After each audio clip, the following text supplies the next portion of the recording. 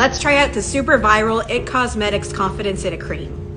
I've already put on my serums, and so the next step, of course, is to add a moisturizer.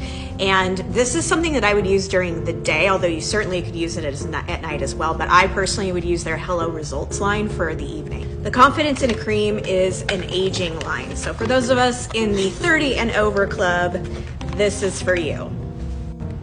One thing you have to watch out with moisturizers is a lot of them can cause allergic reactions, and I actually have very sensitive skin, so we're gonna try this out and see how it does. This has squalane, niacinamide, peptides, hyaluronic acid, and ceramides. So honestly, it's got all the goods in the bottle that you need. That's probably why it's viral. So we are supposed to apply it on the face in upward sweeping motions.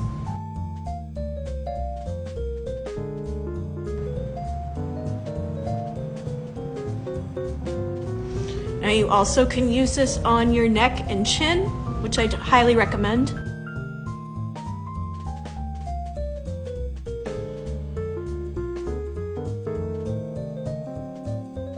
Wow, okay, I can see what all the fuss is about.